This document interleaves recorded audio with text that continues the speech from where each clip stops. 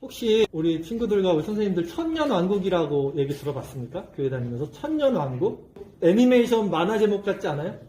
그 겨울왕국 있잖아요. 교회 종말론에 대해서 말할 때는 큰 주제 하나가 있는데 바로 천년왕국이라는 말이에요. 근데 이 천년왕국이라는 말 자체는 사실 성경 어디에도 없어요.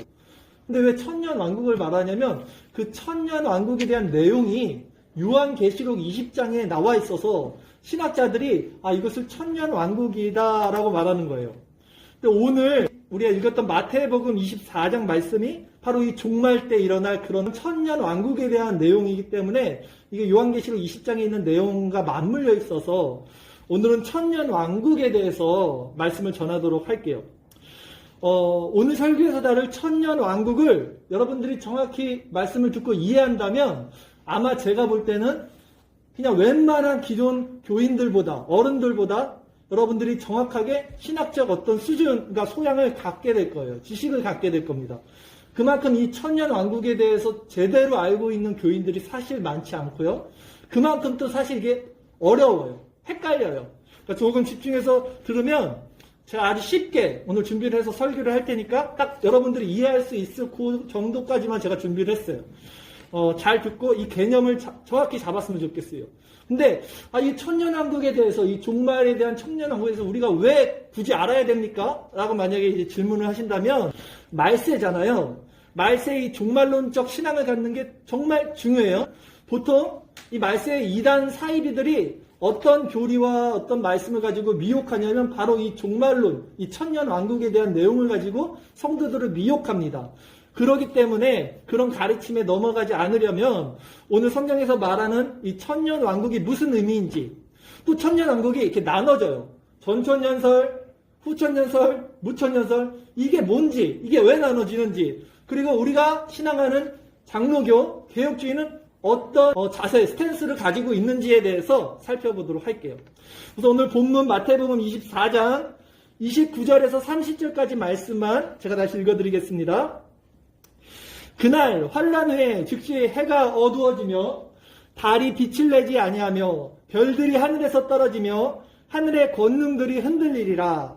그때 인자의 징조가 하늘에서 보이겠고 그때 땅의 모든 족속들이 통곡하며 그들이 인자가 구름을 타고 능력과 큰 영광으로 오는 것을 보리라고 예수님께서 종말의 때에 대해서 지금 서기 30년경에 그 12 제자들에게 하시는 장면입니다.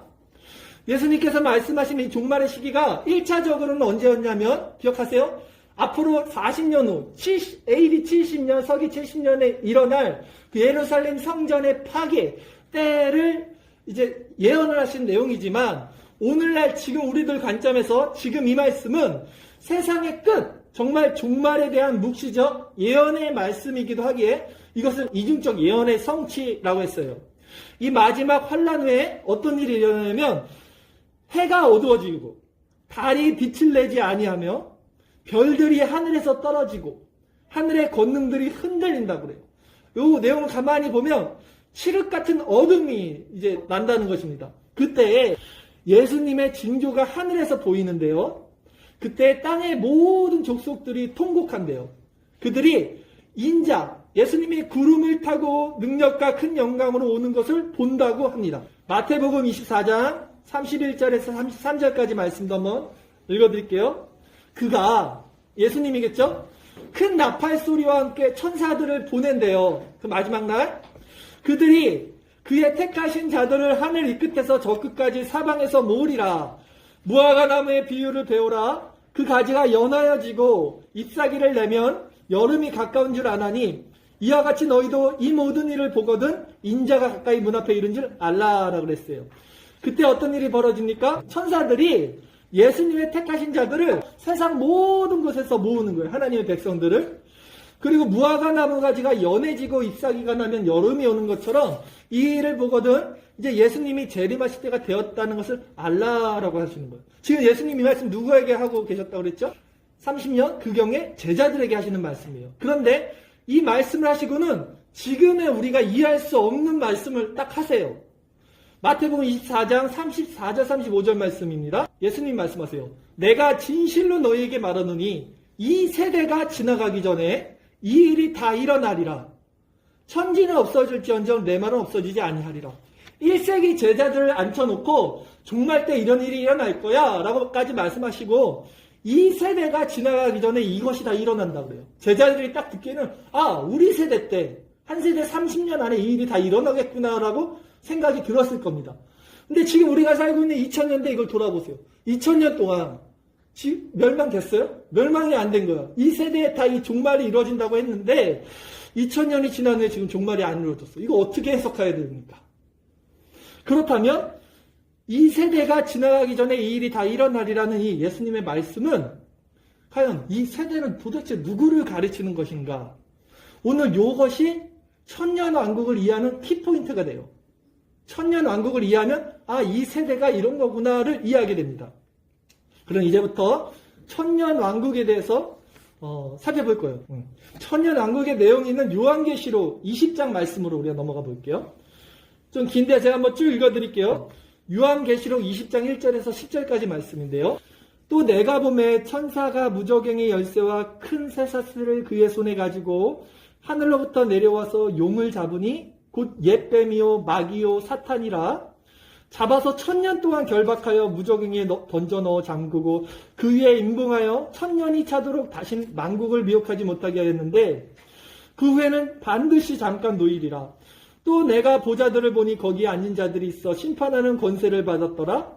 또 내가 보니 예수를 증언함과 하나님의 말씀 때문에 목배임을 당한 자들의 영혼들과 또 짐승과 그의 우상에게 경배하지 아니하고 그들의 이마와 손에 그의 표를 받지 아니한 자들이 살아서 그리스도와 더불어 1000년 동안 왕노릇하니 그 나머지 죽은 자들은 1000년이 차기까지 살지 못하더라. 이는 첫째 부활이요 그 첫째 부활에 참여하는 자들은 복이 있고 거룩하도다. 둘째 사망이 그들을 다스리는 권세가 없고 도리어 그들이 하나님과 그리스도의 제사장이 되어 1000년 동안 그리스도와 더불어 왕노릇하리라. 1000년이 참에 사탄이 그 옥에서 놓여 나와서 땅의 사방 백성 곡과 마곡을 미혹하여 모아 싸움을 붙이리니 그 수가 바다 모래 같으리라. 그들이 지면에 널리 퍼져 성도들의 진과 사랑하시는 성을 부르매 하늘에서 불이 내려와 그들을 버리고 또 그들을 미혹하는 마귀가 불과 유황못에 던져지니 거기는 그 짐승과 거짓 선지자들이 있어 세세토록 밤낮 괴로움을 받으리라. 이 요한계시록 20장 말씀을 근거로 신학자들이 1000년 왕국을 만든 거예요. 1000년 왕국이란 말은 안 나오는데 1000년 동안이라는 말이 계속 나오죠. 이 계시록은 누가 쓴 거냐면 예수님의 12제자가 있어요. 다 순교받고 한 사람만 100살 넘게 살았어요. 바로 사도 요한이 밤모섬이라는 곳에 유배돼서 하나님의 환상을 보고 그 환상을 기록한 것이 지금 제가 금방 읽어드렸던 요한계시록이에요. 계시록 20장 1절에서 3절까지만 다시 한번 읽으면서 설명해 드릴게요.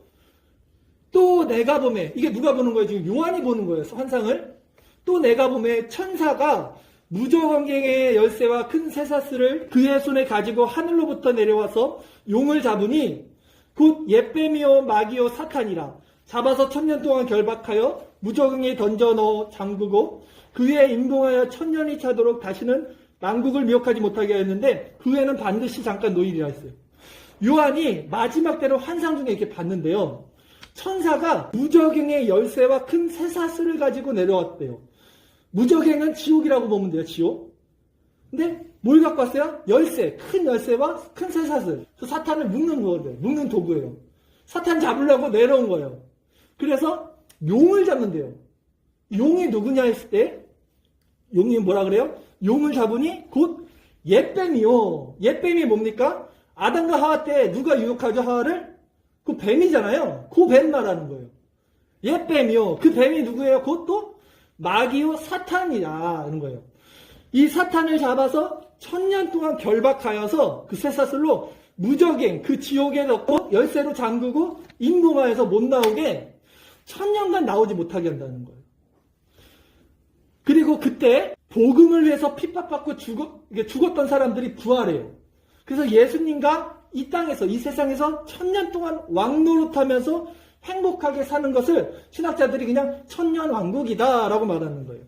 계시록 20장 4절에서 6절까지 말씀인데요. 제가 다시 읽어드릴게요. 또 내가 보자들을 보니 거기에 앉은 자들이 있어 심판하는 권세를 받았더라. 또 내가 보니 예수를 증언함과 하나님의 말씀 때문에 목베인 당한 자들의 영혼들과 또 짐승과 그의 우상에게, 이게 적그리스도죠, 경배하지 아니하고 그들의 이마와 손에 그의 표를 받지 아니한 자들이 살아서 그리스도와 더불어 1000년 동안 왕노릇하니 그 나머지 죽은 자들은 그 1000년이 차기까지 살지 못하더라. 이는 첫째 부활이라. 이 첫째 부활에 참여하는 자들은 복이 있고 거룩하도다. 둘째 사망에 그들을 다스리는 권세가 없고 살아났다가 한 번 더 죽어요. 그게 둘째 사망이라는 거예요. 둘째 사망이 그들을 다스리는 권세가 없고 도리어 그들이 하나님과 그리스도의 제사장이 되어 1000년 동안 그리스도와 더불어 왕노릇하리라 라고 그랬어요. 너무 좋아요. 이제 믿는 사람들은 예수님이 오셔갖고 1000년 동안 이 땅에서 살고 거기는 이제 사탄이 없으니까 행복합니다. 네, 행복하게 1000년 동안 그냥 잘 살면 되는데 무슨 문제가 생기냐면 1000년이 지난 다음에 사탄이 잠깐 그 옥에서 풀린대요. 또 계시록 20장 7절 8절 말씀, 1000년이 참에 사탄이 그 옥에서 놓여 나와서 땅의 사방 백성 곡과 마곡을 미혹하고 모아 싸움을 붙이리니 그 수가 바다의 모래 같으리라. 1000년이 지나고 사탄이 나와서 자기 세력들을 또 모으는데 그 수가 바다의 모래와 같대요. 사탄을 경배하는 자의 수가 엄청 많은 거야. 그래서 성도들을 또 괴롭혀. 막 괴롭힌다는 거예요. 마지막 계시록 20장 9절에서 10절, 그들이 지면에 널리 퍼져 성도들의 짐과 사랑하시는 성을 부름에, 이제 사탄이 공격하는 거예요. 성도들을. 하늘에서 불이 내려와서 그들을 태워버리고 또 그들을 미혹하는 마귀가 불과 유황못에 던져지니 거기는 그 짐승과 거짓 선지자도 있어 세세토록 밤낮 괴로움을 받으리라. 둘째 사망이에요. 이게 1000년 동안 받아놨다가 잠깐 풀렸는데 또 이제 하나님한테 불로 심판을 받는다. 그래서 게임이 끝. 그 다음에 하나님의 나라가 이제 도래가 됩니다. 이것을 가지고 신학자들이 이것을 천년왕국이라고 부르자라고 한 거예요. 이해 가시죠? 천년왕국은 하나님의 나라가 아니라 우리가 사는 이 지구, 이 땅에 1000년 동안 하나님의 나라가 임한다는 거예요. 그때 마귀와 사탄은 어디 있어요? 무적행, 어떤 그런 지옥 같은 공간에 잡아둔다는 거예요. 그 시기를 천년왕국이라고 그러는데 이 천년왕국 여기서 딱 끝나면 되게 편한데 이것을 세 가지로 나눕니다. 어렵지 않아요? 제가 도표를 하나 드린 게 있는데 이걸 한번 보시면서 설명을 드릴게요. 첫째는 천년왕국이 시작되기 전에 예수님이 먼저 오셔요. 그래서 이것을 전천년설이라고 해요. 세상이 창조됐죠. 구약시대가 지났죠. 그리고 신약시대 시작할 때 예수님이 오시잖아요. AD와 BC로 나누죠. 예수님이 이렇게 하다가 돌아가셔요. 하늘로 가시고. 근데 언젠가 예수님이 오시죠. 마지막 날. 근데 우리가 지금 설명했던 천년왕국이 시작하기 전에 예수님이 온다. 1000년 전에 온다. 1000년 전에 오는 것을 전천년설. 마찬가지로 아까 천년왕국이 끝날 때 예수님이 온다. 1000년 후에 온다 그래서 후천년설. 딱 이렇게만 이해하시면 돼요. 전천년설과 후천년설이 있다. 전천년설은 천년왕국 전에 예수님이 오시는 거, 후천년설은 천년왕국이 끝나고 예수님이 오시는 거다라는 거예요. 가장 먼저 나온 견해가 뭘까? 뭐냐면 후천년설이에요. 이게 원래 전이고 후니까 전이 먼저 나올 것 같은데 후가 먼저 나왔어요. 후천년설이 나온 배경은 뭐냐면 우리가 이제 중세가 끝났어요. 500년부터 1500년 중세가 끝나고 17세기, 18세기 가면서 산업혁명이라는 게 일어나잖아요. 세상에 막 공장을 돌리고 기계를 만들고 증기기관차를 만들면서 비약적인 발전이 돼요, 세상이. 그러니까 사람들이 어떻게 생각했냐면 야, 세상이 점점 아름다워지고 좋아지는구나. 이게 바로 천년왕국이다. 하나님의 나라가 이 땅에 건설되는 거야, 이렇게. 그래서 사람들이 과학과 문명을 발달하면서 점점 파라다이스, 유토피아로 세상이 되어간다고 생각했어요. 그게 바로 이 천년왕국이고 우리가 너무나 행복하게 만들어 놓은 다음에 예수님이 오시는구나 라고 생각을 했단 말이에요. 17세기, 18세기를 지나면서. 그래서 후천년설이 먼저 나왔어요. 근데 어떤 일이 벌어졌냐면 20세기 들어가서 어떤 일이 일어났어요? 1차 세계대전. 아시죠? 독일. 2차 세계대전. 일본. 이게 점점 지구가 역사가 발전될 줄 알았는데 세계대전을 통해서 그게 아니네. 세상이 점점 발전되는 게 아니라 이렇게 세상이 점점 망해져 가는 거네 라는 것을 목격한 거야, 사람들이. 이거 후천연설 이거 아닌 것 같다. 이 세상이 점점 발전되는 천년왕국이 아니라 망해져 가잖아. 지금 전쟁이 일어나네. 그래서 이 반동으로 나오는 것이 전천연설이 나와요. 아, 그게 아닌가 봐. 예수님이 먼저 세상이 망해져 갈 때 예수님이 오시면 그 다음에 행복한 천년이 되는구나 라고 사람이 나온 게 전천연설이에요. 그런데 우리는 개혁주의 장로교인데 우리는 뭘 믿냐면 전천연설도 우린 지지 않아요. 후천연설도 지지 않아요. 우리는 바로 무천연설이란 걸 지지해요. 아, 말이 어렵지만 그냥 쉬워요. 무천연설은 뭐냐면 천년이 없다는 거야. 없을 아니 천년을 어떤 시간으로 보지 않는 거예요.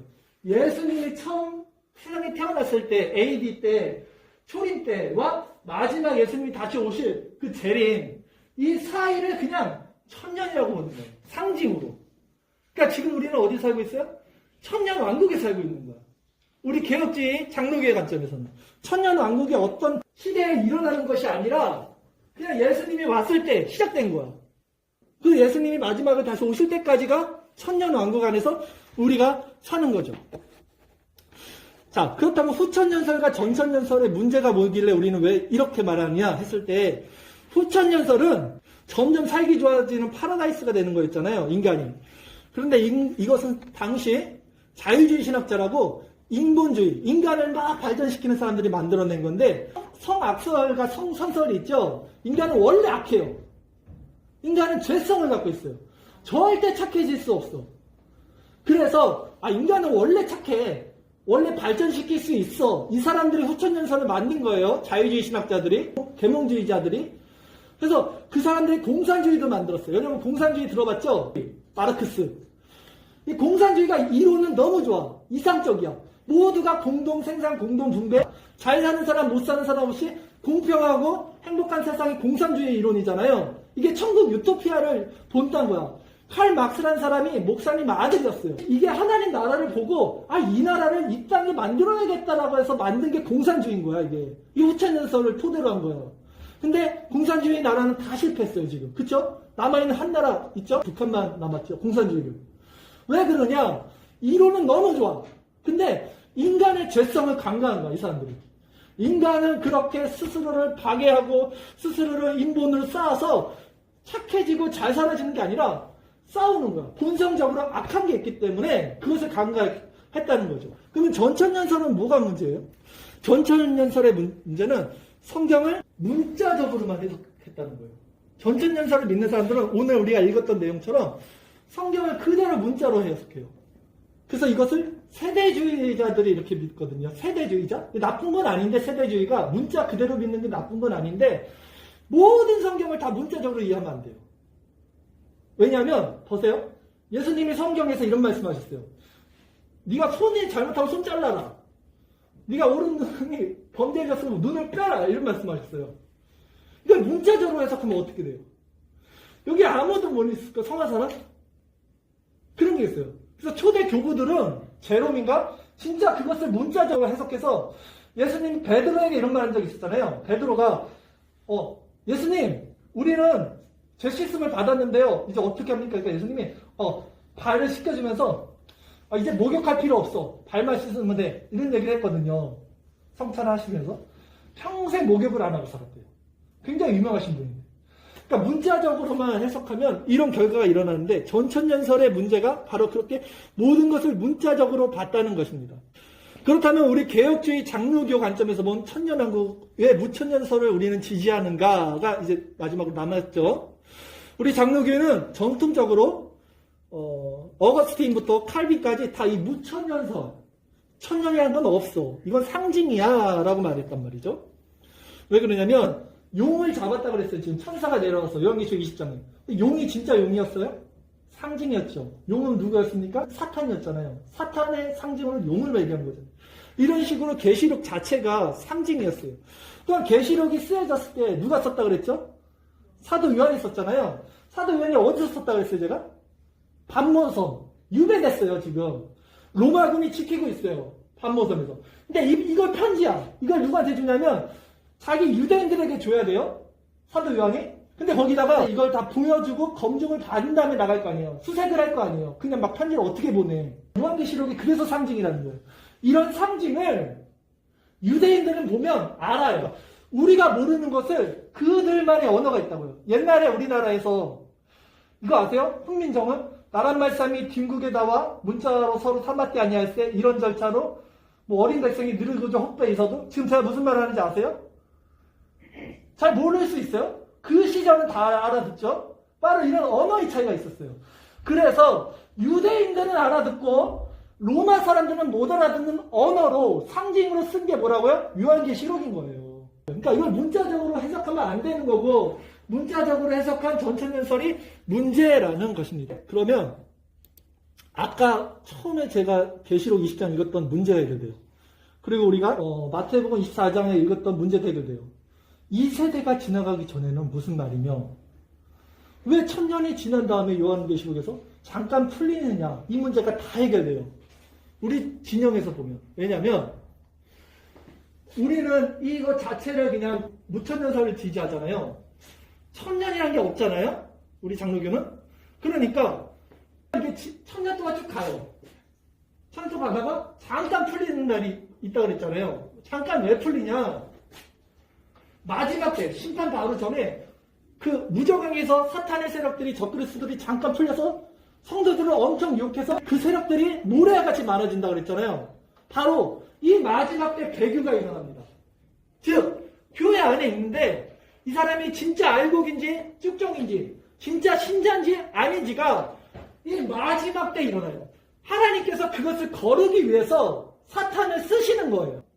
그렇기 때문에 이 사탄이 마지막 시대에 성도들을 유혹할 때 진짜가 아닌 애들은 교회를 다 빠져나간다고요. 배교를 한다고요.